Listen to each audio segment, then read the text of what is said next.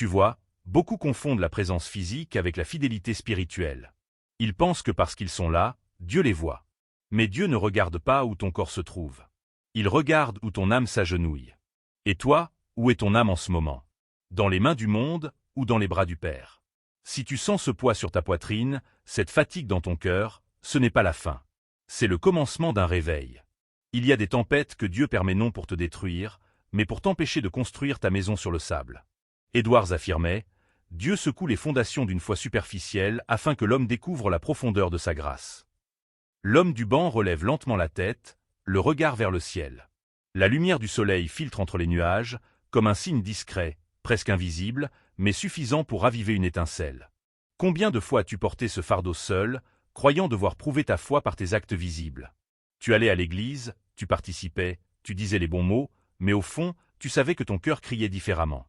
Cette génération confond la performance spirituelle avec la présence divine. Nous sommes nombreux à chercher Dieu dans les applaudissements, mais lui se cache souvent dans nos larmes. Edwards disait que la foi véritable ne brille pas sous les projecteurs, mais dans les ténèbres de l'âme brisée. Imagine un instant que Dieu t'a retiré ce que tu croyais posséder pour t'apprendre à dépendre uniquement de lui. Chaque perte, chaque silence, chaque trahison n'est pas un vide, c'est un espace que Dieu prépare pour sa gloire. Quand la douleur devient lourde, c'est qu'il approche pour la porter. Ne crois pas que tu es oublié. L'oubli n'existe pas dans le cœur de celui qui t'a créé. Il n'y a pas de poussière dans sa mémoire. Regarde autour de toi. Tout semble stable, mais tout est fragile. L'homme s'accroche à l'apparence d'une foi solide, mais sans racines profondes, le moindre vent de désespoir le renverse. Edwards écrivait que l'homme qui fonde sa foi sur la reconnaissance des autres n'a pas de racine en Dieu, mais en lui-même. C'est pour cela que tant tombent quand les tempêtes arrivent. Parce qu'ils avaient bâti leur paix sur un sable religieux, pas sur une relation vivante. Et si Dieu t'avait conduit dans ce désert pour te délivrer de la dépendance à l'opinion humaine? Et si ce vide dans ton cœur était le lieu exact où il veut faire renaître sa lumière? L'homme du banc se lève, lentement. Le vent se calme. Il regarde devant lui, tremblant, mais vivant. Car quelque chose a bougé, non pas dehors, mais en lui. Tu vois, la fidélité de Dieu ne s'évalue pas par ton confort, mais par sa présence dans ton chaos. Même quand tout semble brisé, même quand la vie te plonge dans la nuit, il reste là, attentif à chaque battement de ton cœur. Edwards rappelait, les âmes les plus proches de Dieu sont celles qui ont été le plus profondément humiliées. Cela te semble injuste? C'est peut-être parce que tu regardes encore la douleur comme une punition, et non comme une invitation. Ferme les yeux un instant. Respire profundament. Sens ce souffle qui t'habite. Ce n'est pas de l'air, c'est la vie. Et cette vie ne vient pas de toi, elle t'est prêtée. Tant que tu respires, Dieu n'a pas terminé. Ce que tu vis maintenant n'est pas une chute, c'est une construction invisible. Les murs s'effondrent toujours avant que la lumière entre. Et si tu laissais cette lumière te traverser, maintenant, sans résistance, tu n'as pas à prouver ta valeur. Tu n'as pas à mériter l'amour de Dieu. Edwards disait, même au fond de la faute, celui qui lève les yeux vers la grâce trouve un ciel ouvert. Ce ciel-là, il est au-dessus de ta tête. Peut-être que tu l'as oublié en marchant, les yeux tournés vers la terre. Mais il suffit d'un regard, d'un souffle, d'un murmure. « Seigneur, j'en ai assez de prétendre. » Et tu verras, à travers ce simple geste, une paix nouvelle s'installer dans les ruines. Si tu regardes cette vidéo en ce moment, ce n'est pas une coïncidence. Jonathan Edwards croirait que c'est Dieu qui attire chaque âme au moment précis où elle est prête. Et ce moment, c'est peut-être le tien. Oui, toi qui écoutes ces mots avec un cœur éteint. Tu crois que la foi t'a quitté, mais en vérité, elle t'attendait ici. Elle sommeillait sous ton désespoir. Parce que même brisé, ton cœur reste un autel. Et Dieu ne cesse jamais de visiter ses autels. Tu sens cette chaleur? Ce n'est pas une émotion. C'est sa présence. Elle ne crie pas, elle chuchote. Elle ne s'impose pas, elle guérit. L'homme du banc ferme les yeux. La lumière devient plus intense. Le vent s'apaise. Et la voix reprend, douce. Si tu as Jésus dans ton cœur et que tu crois en lui, dis-moi depuis quelle ville tu regardes cette vidéo, et profitant pour t'abonner. Pas pour soutenir une chaîne, mais pour t'unir à une famille de cœurs restaurés. L'écran se fond lentement dans la lumière blanche. La musique s'élève. Les visages reviennent. Celui qui prie seul, celle qui sourit malgré la douleur, celui qui relève la tête après une longue nuit. Tous ont été brisés, mais aucun n'a été abandonné. Et une dernière phrase résonne, « Ne fuis pas ta douleur. » Entrie, car c'est là que commence la rencontre. Ce qu'il ne sait pas encore, c'est que Dieu ne termine jamais son œuvre quand les autres pensent qu'elle est finie. Il la continue dans le silence, dans la solitude, dans ces minutes où tu crois que tout est perdu. Edwards rappelait que Dieu façonne le cœur de ses enfants dans la fournaise des épreuves. Et toi aussi, tu es peut-être dans cette fournaise en ce moment. Tout brûle autour de toi, tes projets, tes relations, ton espoir. Mais ce feu, ce n'est pas celui qui détruit, c'est celui qui purifie. Chaque larme tombée devient un métal précieux que Dieu façonne lentement pour en faire une arme nouvelle contre le désespoir. Ne fuis pas ce feu. Regarde-le. Laisse-le révéler ce qui doit disparaître, mais aussi ce qui doit renaître. Il est facile de prier quand tout va bien, de louer quand la vie sourit. Mais la vraie foi ne se voit pas dans la bénédiction, elle se révèle dans la douleur. C'est là, au plus profond, quand tu n'as plus de mots, que Dieu écoute le mieux. Edwards disait que Dieu aime le cœur vide, parce que c'est le seul où il peut vraiment habiter. Peut-être que tout ce qui t'a été enlevé ne t'a pas été arraché, mais rendu à lui. Ferme les yeux. Respire à nouveau ce silence. Oui, il fait mal, mais ce n'est pas un deuil, c'est une mue. Comme une peau ancienne qui se retire pour laisser place à une chair neuve. Ton âme n'est pas morte, elle change simplement de forme. Et dans ce changement, Dieu t'apprend la dépendance. Il te montre que même quand tu n'as plus rien, lui suffit. Tu n'as pas besoin d'avoir des réponses, des forces ou des certitudes. Edwards disait, « Celui qui n'a plus que Dieu découvre finalement qu'il n'a jamais rien perdu. Autour de toi, le monde s'agite encore. Les uns prêchent, d'autres discourent. Certains se vantent d'être proches de Dieu parce qu'ils parlent de lui souvent. Mais Edwards observait, « Ceux qui parlent beaucoup de Dieu ne sont pas toujours ceux qui vivent près de lui. La proximité divine ne se mesure pas au volume des mots, mais à la profondeur du silence. Ceux qui connaissent réellement Dieu marchent avec une paix étrange, une douceur que le monde ne comprend pas. Ce sont des âmes simples, discrètes, mais remplies de feu. Et peut-être, sans le savoir, tu es en train d'en devenir une. » Le personnage du banc entre enfin dans une petite église vide. La porte grince, la lumière des vitraux danse sur le sol. Il s'assoit au dernier rang, comme s'il voulait se cacher, mais aussi se retrouver. Il n'a plus de phrases toutes faites, plus de prières bien préparées. Juste un mot qui flotte sur ses lèvres, « Seigneur ». Et dans ce murmure, tout se dit. Sa peur, sa gratitude, ses regrets, ses blessures. Et Dieu entend. Edwards écrivait, « Une seule larme sincère vaut plus qu'un millier de paroles froides. » C'est pourquoi parfois, Dieu se tait, pour t'apprendre à parler avec ton cœur, pas avec ta bouche. Ce moment où tout se détache, où il n'y a plus rien à prouver, est celui où la foi devient réelle. Ce n'est plus une idée, c'est une respiration. L'homme sent quelque chose de profond, comme un battement qui revient. Il ne comprend pas ce qu'il ressent, mais il sait que cela vient de plus haut. Il comprend qu'il n'a pas besoin que la douleur disparaisse pour que Dieu soit là. Il n'a pas besoin que tout se répare pour être en paix. Parce que la vraie paix, disait Edwards, n'est pas l'absence de trouble, mais la présence de Dieu au milieu du trouble. Et toi, combien de fois as-tu attendu que tes combats cessent pour retrouver la foi? Peut-être que tu attends un signe spectaculaire, une parole céleste. Mais Dieu agit rarement dans le tonnerre. Il préfère le souffle. Il parle dans ce moment discret où ton cœur commence à battre différemment. Si tu l'écoutes vraiment, tu n'entendras pas une voix puissante, mais un chuchotement calme. Je suis là. Tout change alors. Le poids ne disparaît pas d'un coup, mais il devient léger, parce que tu n'es plus seul à le porter. Regarde bien. La lumière des vitraux touche maintenant le visage de l'homme. Ses larmes brillent comme si elles reflétaient la présence même de Dieu. Et peut-être qu'à ce moment précis, il comprend que sa douleur n'était pas une erreur. Elle était un rendez-vous. Un passage obligé entre la foi de surface et la foi vivante. Et c'est là tout le mystère de Dieu, disait Edwards. Ce que l'homme croit être sa chute, Dieu l'appelle souvent naissance. Oui, ta chute est peut-être ton commencement. Ce sol sur lequel tu crois être écrasé, c'est celui où Dieu plante la graine de ta nouvelle vie. Tu veux tout comprendre, mais ce n'est pas nécessaire. La foi commence souvent quand la logique s'arrête. Elle n'a rien à voir avec des explications, elle est une relation. Dieu ne t'a jamais demandé d'expliquer ton chemin, mais seulement de lui faire confiance. Il est le seul compagnon qui reste quand tout le monde part. Regarde autour de toi, rien ne semble changer, et pourtant tout a changé ailleurs, en toi. Tu as peut-être encore les mêmes problèmes, mais ton regard, lui, n'est plus le même. Et c'est ce regard qui distingue ceux qui survivent de ceux qui ressuscitent. Edwards disait que le croyant brisé devient le plus fort, non pas parce qu'il se relève, mais parce qu'il apprend à vivre à genoux. Ce n'est pas une posture de faiblesse, c'est une victoire. Car à genoux, tu es plus haut que tout le reste du monde. Là, l'homme de l'Église pose ses mains sur le banc devant lui, doucement. Ses doigts tremblent, mais il se lève lentement vers la lumière. Son visage est apaisé. La caméra se rapproche de son regard, et on y voit un océan calme. Pas d'euphorie, pas de miracle spectaculaire. Juste la tranquillité d'un cœur revenu à son centre. Alors toi aussi, maintenant, là où tu es, lève juste ton cœur. N'attends pas la fin parfaite. Commence là où tu es, même brisé. Parce que Dieu ne demande jamais à une âme d'être entière avant de l'aimer. Il la prend, la relève, la refait. Et à travers elle, il montre au monde que même les ruines peuvent devenir des cathédrales. La caméra glisse sur les visages dans la rue. Un vieil homme fatigué, une femme portant un enfant, un jeune regardant le ciel comme s'il rêvait d'ailleurs. Tous marchent sans savoir que Dieu les regarde avec la même tendresse. Et si cette tendresse était plus grande que ton échec, plus forte que tes fautes, plus douce que ta honte?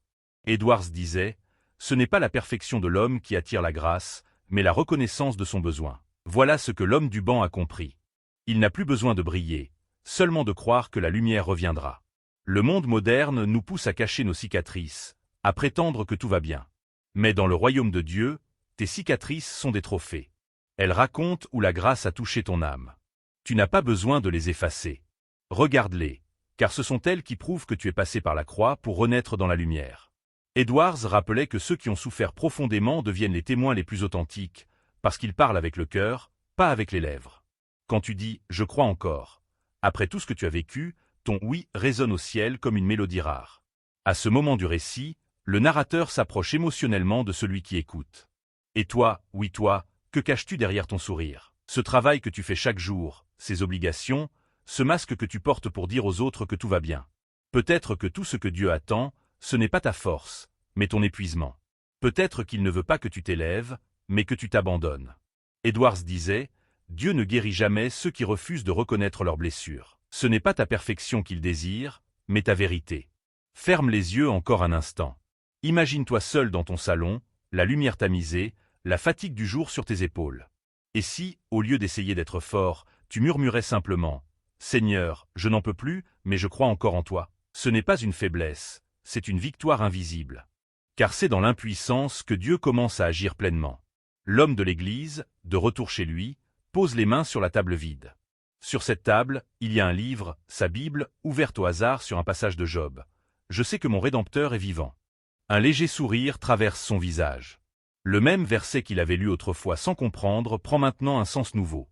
Ce n'est pas une histoire ancienne, c'est la sienne. Nous pensons souvent que Dieu parle seulement dans les miracles, mais pourtant, il agit le plus souvent dans le quotidien. Dans le café du matin, dans la main que tu serres, dans la graine que tu plantes, dans le silence du soir. Il n'y a pas de lieu où il ne soit pas. Edwards disait que le croyant mûr apprend à reconnaître Dieu non pas dans l'extraordinaire, mais dans l'ordinaire transfiguré. C'est cela le vrai éveil spirituel. Pas un éclat soudain, mais une lumière douce qui t'accompagne pas à pas dans le réel. Le protagoniste regarde par la fenêtre. Les passants défilent. Il les observe avec une compassion nouvelle. Lui qui autrefois jugeait les autres se reconnaît maintenant dans leurs failles. Il comprend ce que veut dire aimer comme Dieu aime, sans calcul, sans condition. C'est un amour qui ne cherche pas à convaincre, mais à comprendre. Edwards disait que l'amour divin n'est pas une théorie, mais un feu calme qui transforme la perception du monde. Alors, cette transformation commence en toi dès que tu acceptes de regarder les autres, non comme des menaces, mais comme des âmes en chemin. Puis, doucement, la voix du narrateur s'attarde. Cette génération-là, la nôtre, court après la présence visible et oublie la fidélité invisible. Nous voulons des émotions fortes, des preuves immédiates, des sensations spirituelles. Mais Dieu offre la profondeur, pas la vitesse. Il enseigne dans le calme, et non dans le tumulte.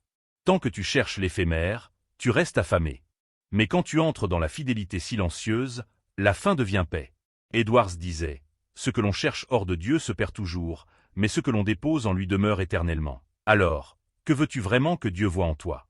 Une personne brillante aux yeux du monde ou une âme fidèle dans l'ombre? Le protagoniste rouvre sa Bible et lit quelques mots soulignés. Ce qui est né de l'esprit est esprit. Il comprend subitement que sa foi nouvelle n'est plus celle de l'émotion, mais celle de l'ancrage. Ce n'est plus un effort, c'est un état. Il ne cherche plus à ressentir Dieu, il choisit de lui appartenir, même dans le silence. Et c'est là le secret que tout croyant découvre un jour. La foi n'est pas une sensation à maintenir, mais une appartenance à vivre. Tu n'as pas besoin de ressentir tout le temps pour être sur le bon chemin. Dieu ne demande pas que tu ressentes sa main, seulement que tu continues d'avancer. Edwards disait, l'absence de sentiment n'est pas absence de Dieu, mais exercice de fidélité. Scène suivante, la nuit tombe. Il marche le long d'un sentier bordé d'arbres. Le vent s'élève, la lune éclaire faiblement son chemin. Il s'arrête. Il ferme les yeux. Une voix intérieure murmure. « Souviens-toi, tout ce que tu cherches dehors se trouve déjà dedans. » Ce n'est pas une pensée venue de lui. C'est un rappel divin. L'homme essuie une larme et avance encore un peu, la tête haute. La caméra s'élève lentement. Le monde continue, indifférent peut-être, mais quelque chose s'écrit à cet instant dans l'éternité. Toi aussi, permets à ce moment d'exister. Ne cherche pas à comprendre tout, ni à réparer tout. Laisse Dieu écrire ce que toi, tu ne comprends pas encore. Tu verras, un jour, tu reliras ce passage de ta vie avec étonnement et gratitude. Ce que tu pensais être ton effondrement était le pilier de ton appel. Ce que tu croyais être la fin était la page où Dieu commençait son chapitre. Tu marches, tu tombes, tu pleures, mais lui, il bâtit. Et c'est dans ce mouvement de foi silencieuse que ton âme apprend enfin à respirer librement. Cette révélation, douce et simple, change tout. Ce n'est pas une illumination spectaculaire, juste une clarté différente. Il perçoit que sa foi n'était jamais morte, seulement cachée sous la poussière du doute. Edwards écrivait « Ce que la poussière recouvre, Dieu sait encore le reconnaître. C'est pourquoi rien de ce que tu vis n'est inutile. Même les saisons où tu crois avoir perdu ta lumière sont des étapes où tes racines s'enfoncent. C'est parce que tu es plongé dans la terre que tu peux un jour porter du fruit. » La voix du narrateur revient, plus profonde. Notre génération aime les graines, mais craint la terre. Tout le monde veut briller, mais personne ne veut être enfoui. Pourtant, le royaume de Dieu grandit dans le secret, là où personne ne voit. Edwards disait, les arbres les plus hauts ne se hâtent pas. Ils grandissent lentement sous la pluie et le vent. C'est ainsi que Dieu forme ton âme, dans le temps, dans la patience, dans les saisons qui semblent stériles. Regarde ton passé. Ce que tu croyais perdu n'était qu'un terrain préparé. Ce qui semblait vide était un espace fertile. L'homme continue à marcher. Il traverse un pont éclairé par les lampadaires. Chaque pas le rapproche d'une paix durable. Il se souvient des visages qu'il a blessés, des promesses qu'il n'a pas tenues, des prières qu'il n'a pas faites. Et pourtant, il ne ressent plus la honte, mais une douce nostalgie accompagnée d'une gratitude. Il comprend ce que signifiait Edwards quand il disait que « ceux qui ont goûté l'amertume de la chute connaissent mieux la douceur du pardon ». Le pardon n'est pas une réparation. C'est un recommencement pacifique. Cette idée s'installe, se propage. Et si la vraie sagesse ne venait pas des victoires, mais des cicatrices? Et si Dieu nous enseignait davantage à travers nos fautes qu'à travers nos triomphes? L'homme s'arrête un moment, regarde le reflet de la lune sur l'eau. L'image tremble, mais reste belle. Ainsi est la vie du croyant, imparfaite, mais habitée de lumière. Même brisée, l'eau reflète encore le ciel. Même blessé, ton cœur peut encore refléter Dieu. Et c'est peut-être cela, l'essence du salut, apprendre à laisser la lumière se refléter à travers nos fissures. Edwards disait, « Les fissures sont les fenêtres de l'âme par lesquelles la grâce entre. Que ces fissures ne te fassent plus honte. Ne les cache pas. Elles témoignent non pas de ta faiblesse, mais de ta reconstruction. » Le héros du récit soupire, mais ce n'est plus un soupir de désespoir. C'est celui qui précède la paix. Il comprend, enfin, que la vraie force spirituelle n'est pas de ne jamais faillir, mais de ne jamais cesser de revenir. La caméra s'avance doucement sur son visage. Ses yeux reflètent la ville endormie. Ses lèvres murmurent « Seigneur, je ne veux plus juste te chercher. Je veux marcher avec toi, même dans l'ombre. » Ces mots ne sont pas récités. Ils sont vécus. Ce sont les mots d'un cœur purifié, d'une âme qui ne cherche plus la sensation, mais la fidélité. Edwards aurait souri en disant « La maturité spirituelle, c'est quand l'amour de Dieu devient plus réel que la peur de l'avenir. » Cette phrase, presque comme un écho, reste dans l'air. L'homme rentre chez lui. Une lampe est allumée dans la pièce, faible mais suffisante. Il s'assoit, prend un carnet et commence à écrire. Les mots sortent lentement, comme une prière libérée. « Merci pour les nuits où tu m'as laissé pleurer seul, car c'est là que j'ai découvert que je ne l'étais pas. » Cette phrase suffit. Elle contient tout, la douleur, la révélation, la paix. Le narrateur reprend, presque en chuchotant. « Et toi, quand as-tu remercié Dieu pour ta douleur? Pas parce que tu l'aimes, mais parce qu'elle t'a ramené à lui. Nous avons peur de souffrir, mais nous oublions que le Christ lui-même a choisi la croix non comme symbole de mort, mais de transformation. » Edwards enseignait que le croyant qui fuit la souffrance fut souvent le lieu même où Dieu voulait le rencontrer. Alors, ne fuis pas ta croix. Porte-la, non pas par fierté, mais par amour. Elle sera lourde, mais elle conduira à la lumière. Le protagoniste regarde la flamme de la lampe vaciller. Il sourit doucement, et on comprend pourquoi. Ce n'est pas la flamme qui compte, mais la lumière qu'elle laisse même quand elle s'éteint. Tout passe, sauf Dieu. Les images de son passé reviennent encore une fois. L'église, le banc, la solitude, la douleur. Mais cette fois, elles ne blessent plus. Elles enseignent. La souffrance devient mémoire, la mémoire devient sagesse, et la sagesse devient offrande. C'est ainsi que Dieu transforme la douleur en service, la chute en appel. Edwards disait, « Celui qui a été consolé devient le consolateur. Ce que tu vis aujourd'hui n'est donc pas inutile. Ce feu en toi te prépare. Il t'émonde pour que tu sois capable de consoler d'autres cœurs. » L'homme ferme son carnet, éteint la lampe, et la pièce s'assombrit. Mais au dehors, le ciel s'éclaircit déjà. Le jour n'est pas encore levé, mais la promesse est là. Dans le fond, on entend le son lointain d'un carillon d'église. La voix reprend, plus douce, « La fidélité n'est pas un acte, c'est une respiration. Toi aussi, respire. » Respire profundament. Le Dieu de Jonathan Edwards est encore là, le même, éternel. Il n'a pas changé, et il ne changera pas. Ses bras sont étendus, même quand tu t'enfuis. Ses yeux veillent, même quand tu doutes. Et dès que ton cœur s'ouvre, même un peu, sa lumière s'y engouffre comme un torrent tranquille. L'homme ferme les yeux pour dormir, paisiblement. Tout semble immobile, pourtant dans l'invisible, une graine pousse. Une vie nouvelle commence, il s'habille lentement, regarde autour de lui. Rien n'a changé extérieurement. Sa maison est la même, ses soucis n'ont pas disparu. Pourtant, il marche différemment. Il ouvre la porte, et un souffle d'air frais entre. Ce vent, c'est le symbole discret de Dieu qui passe, rappelant que la vie continue, que toute douleur peut devenir prière. La caméra le suit tandis qu'il marche dans la rue. Les sons ordinaires du monde remplissent l'espace. Les pas, les voitures, des rires au loin. Tout est normal, mais lui n'est plus le même. C'est ainsi que commence la vraie foi, quand le monde reste égal, mais que ton regard devient neuf. Edwards enseignait que la grâce transforme la perception avant de transformer la réalité. Le miracle n'est pas que la tempête cesse, mais que tu apprennes à marcher sous la pluie sans peur. L'homme observe le ciel clair et murmure « Merci pour la nuit ». Ces mots simples renferment toute une théologie. Car celui qui peut remercier pour la nuit est déjà libre du besoin de lumière permanente. La gratitude devient ici l'expression la plus pure de la foi. Ce n'est plus une demande, mais une offrande. Il s'arrête près d'une fontaine. L'eau coule sans fin, transparente, pure. Il plonge les mains dedans et les porte à son visage. Cette eau ne lave pas seulement la peau, elle symbolise un baptême de nouvelle vie.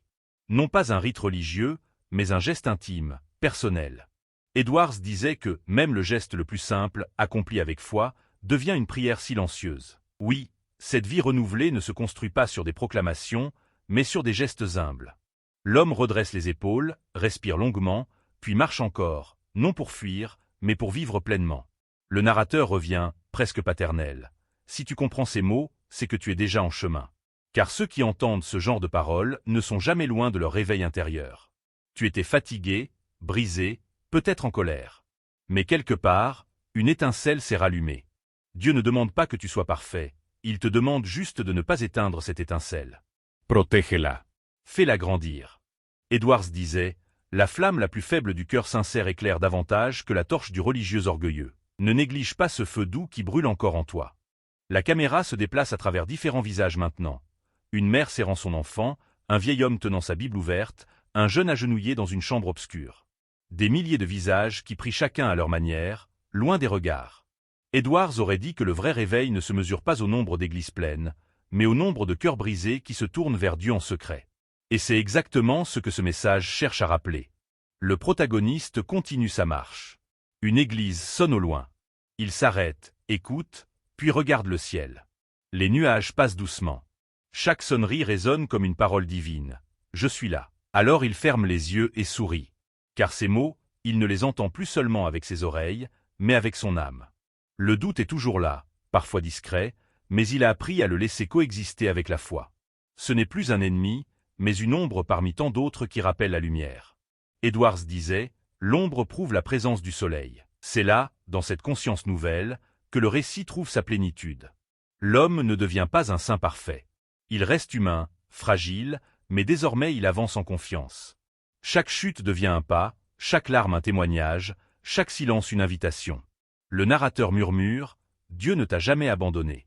Il t'attendait simplement à l'endroit où tu ne voulais plus aller, dans ton propre cœur. Et là, enfin, tout prend sens. Ce poids de la vie qui t'a brisé n'était pas une punition, mais un langage que Dieu utilisait pour te parler sans mots. Il s'arrête une dernière fois, près d'un champ éclairé par le soleil du matin. Il ferme les yeux, écarte légèrement les bras, et laisse le vent passer sur son visage. C'est un geste simple, mais il dit tout. Il n'y a plus de discours, plus de tension, seulement un abandon paisible. Edwards disait « Le bonheur céleste commence sur terre lorsque l'homme cesse de lutter contre la grâce. » Et c'est cela, la beauté de cette fin, comprendre que le combat n'était pas contre Dieu, mais contre soi-même.